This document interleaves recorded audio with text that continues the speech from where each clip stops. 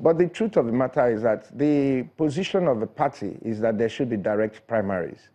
But, you know, when you say states, a lot of the places where people are asking for indirect primaries, these same people who are asking for indirect primaries are the people in control of the party structure in those states.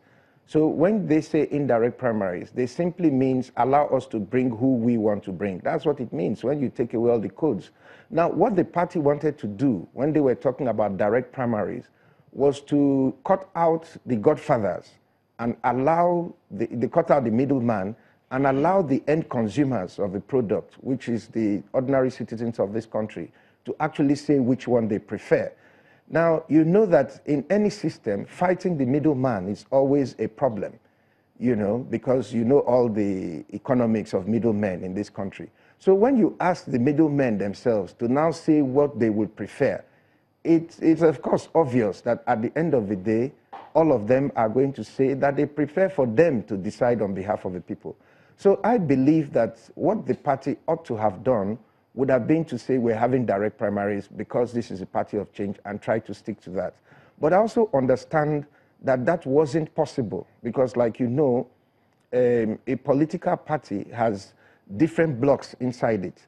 And the governors, who are a major block in the party, and they are financiers of the party, they control most of the organs and delegates of the party, were totally opposed to it. Because, of course, they are part of those who will benefit from the indirect primaries, because it gives them an opportunity to peacefully decide who gets the party's ticket and who does not.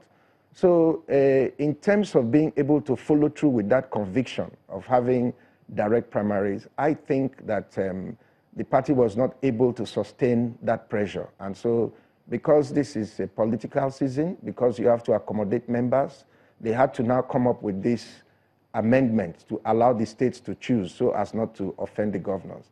But I believe that moving forward, what will happen is that we will have to amend our constitution at one point or the other to decide on which exact mode of primaries that we want to follow as a party.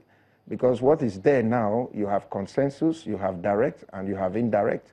And so that gives too much latitude to allow the real change that we all seek, which is the change that will allow the people to take this decision. Senator Abe, but then if you do that, wouldn't you be, how would I put it now, wouldn't you be more like oppressing some people might have peculiar situations in their own regions? If the party decides to take one particular method of running primaries, wouldn't that be causing some more friction in the party? No, in the old days, in the SDP NRC era, those elections were done all across by direct primaries, you know, option A4. And it's been adjudged the best election in the history of our country and the most effective primary election in the history of our country. Several giants were felled in those elections because the ordinary people were allowed to make their choices. So they simply voted for those they knew. And a lot of these big men found out that the people didn't really know them that well. So I believe that the fears that people are expressing is always fears that people will express whenever you want to do something different from what people are used to. I don't see how allying the people in Sokoto or allying the people in Delta or Rivers or Lagos or Taraba or any part of this country to come together and say what they prefer would be a source of crisis in any community. It certainly didn't cause any problem during the SDP and RC days, and I don't believe that it would cause any problem. And in any case, life is full of change. You know, things change. You try to make things better. We have been doing the indirect system all across the country, and the complaints are everywhere.